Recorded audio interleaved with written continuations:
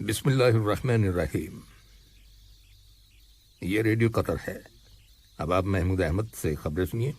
ابتدا میں پیش خدمت ہیں اہم خبروں کی سرخیاں۔ بسم امیر کو ترکی کے صدر کی جانب سے ٹیلی فون کال موصول ہوئی ہے۔ آج دیوان امیری میں وزیر اعظم اور وزیر داخلہ کی صدارت میں قطر کی کابینہ کا ہفت روزہ باقاعدہ اجلاس منعقد ہوا۔ وزارت صحت نے اعلان کیا ہے کہ ملک کے اندر گزشتہ 24 گھنٹوں کے دوران کرونا وائرس کے مزید 166 مریض صحتیاب ہو گئے ہیں، جس کے بعد شفا پانے والے افراد کی مجموعی تعداد اب 2,23,376 ہو گئی ہے۔ اور مقبوضہ مغربی کنارے کے شہر نابلس کے ایک قصبے میں اسرائیلی قابض فوج کے ساتھ جھڑپوں کے دوران 106 فلسطینی زخمی ہو جانے کی اطلاع ملی ہے۔ یہ تھیں اہم خبروں کی سرخیاں، اور اب سے چند لمحوں بعد تفصیل سے خبریں نشر کی جائیں گی۔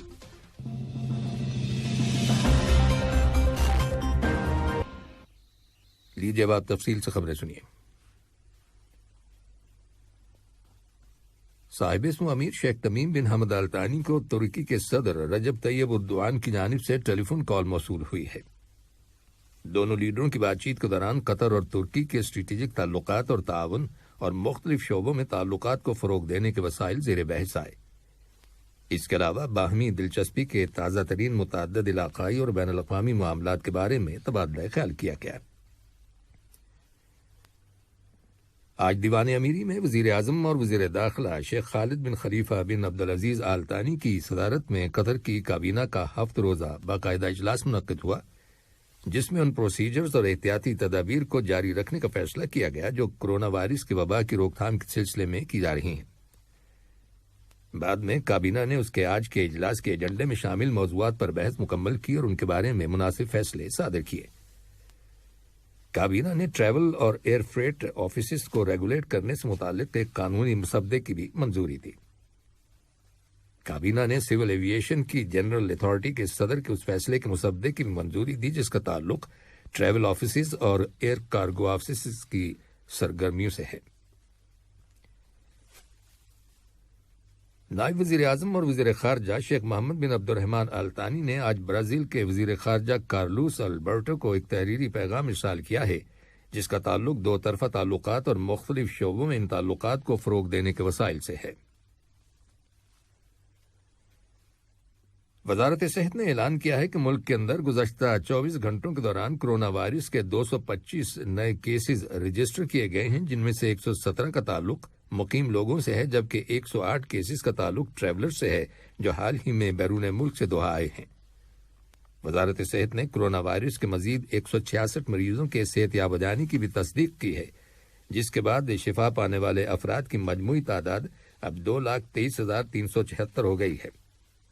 وزارت نے کرونا وائرس کے ایک مریض کے انتقال کر جانے کی بھی تصدیق کی ہے۔ دریاسنا قطر میں کرونا وائرس کے خلاف قومی سطح پر جاری ویکسینیشن مہم اب ایک اہم سنگ میل پر پہنچ گئی ہے، کیونکہ 20 لاکھ سے زیادہ افراد ویکسین کی کم از کم ایک ڈوز لے چکے ہیں۔ وزارت صحت کے اعداد و شمار کے مطابق اب تک کرونا وائرس کی 30,07,000 ڈوزز لوگوں کو دی جا چکی ہیں۔ ملک کے اندر کرونا وائرس کے ڈیلی کیسز کی تعداد اور وائرس کے مریضوں کی ہاسپٹل ایڈمیشنز میں کمی کامیاب ویکسینیشن مہم کا نتیجہ ہے۔ اس میں سوسائٹی کے لوگوں کا تعاون بھی شامل ہے جو ملک کے اندر کرونا وائرس کی روک تھام کے لیے حکومت کی جانب سے عائد کردہ پابندیوں اور احتیاطی تدابیر پر عمل جاری رکھے ہوئے ہیں۔ ادھر امریکہ کے اندر کرونا وائرس کے پھر سے تیزی سے پھیلنے کی اطلاعات موصول ہوئی ہیں، چنانچہ ملک کے سبھی بڑے میڈیکل اداروں نے حکومت سے مطالبہ کیا ہے کہ وہ ہیلتھ کے شعبے سے منسلک تمام ورکرز کی ویکسینیشن کو کمپلسری قرار دے۔ رپورٹس کے مطابق صحت کے شعبے سے تعلق رکھنے والے 50 سے زیادہ گروپوں نے ایک مشترکہ اعلامیہ جاری کیا ہے جس میں انتظامیہ سے تمام ہیلتھ کیئر ورکرز کی ویکسینیشن کو لازمی قرار دیتے ہوئے انہیں فوری طور پر ویکسین لگانے کا مطالبہ کیا گیا ہے۔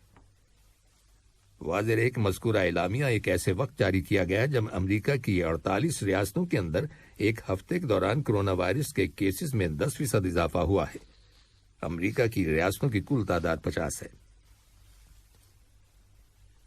یہ خبریں ریڈیو قطر سے نشر کی جا رہی ہیں۔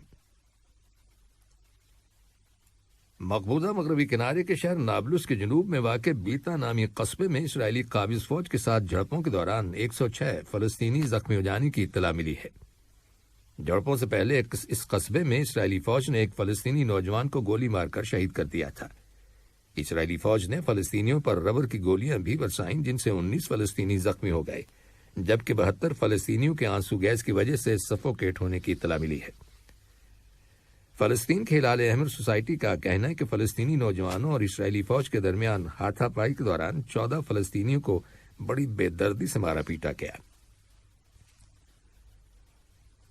آج چین کے وزیر خارجہ وانگ جی سے طالبان کے ایک وفد نے ملاقات کی ہے، جس کے دوران دونوں جانب سے گرمجوشی کا مظاہرہ کیا گیا۔ وانگ جی نے 9 ممبروں پر مشتمل طالبان کے وفد کو بتایا کہ بیجنگ حکومت کو اس بات کا یقین ہے کہ وہ افغانستان میں پرامن مفاہمت اور تعمیر نو کے عمل میں ایک اہم کردار ادا کرے گی۔ یاد رہے کہ افغانستان سے امریکہ اور اس کے اتحادی ممالک کی افواج کا انخلاء جاری ہے۔ چینی وزیر خارجہ نے اس توقع کا اظہار کیا کہ طالبان مشرقی ترکستان کی اسلامی تحریک کے خلاف کریک ڈاؤن شروع کریں گے، کیونکہ یہ تحریک چین کی قومی سلامتی کے لیے براہ راست ایک خطرہ ہے۔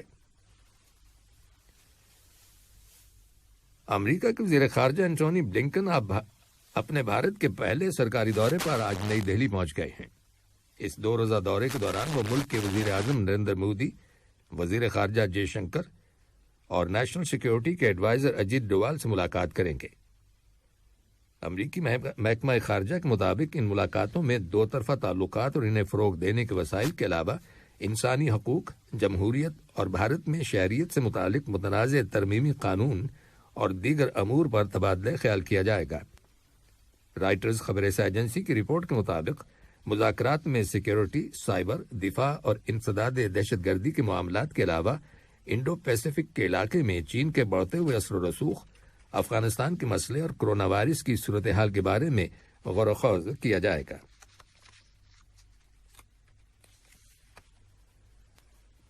پاکستان کے دارالحکومت اسلام آباد اور اس کے گرد و نواح کے علاقوں اور بھارت کے زیر انتظام کشمیر میں آج صبح مانسون کی شدید بارش کے نتیجے میں سیلابی صورتحال پیدا ہو گئی۔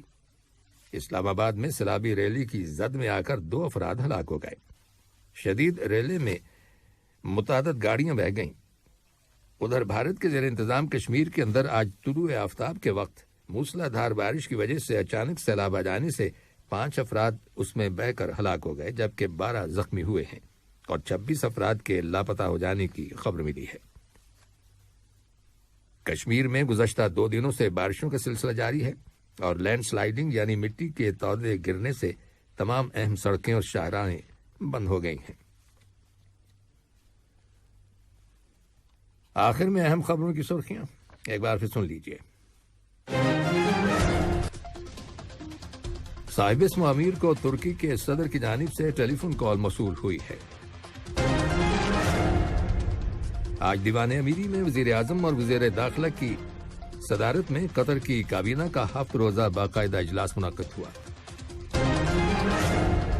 وزارت صحت نے اعلان کیا ہے کہ ملک کے اندر گزشتہ 24 گھنٹوں کے دوران کرونا وائرس کے مزید 166 مریض صحتیاب ہو گئے ہیں، جس کے بعد شفا پانے والے افراد کی مجموعی تعداد اب 2,23,376 ہو گئی ہے۔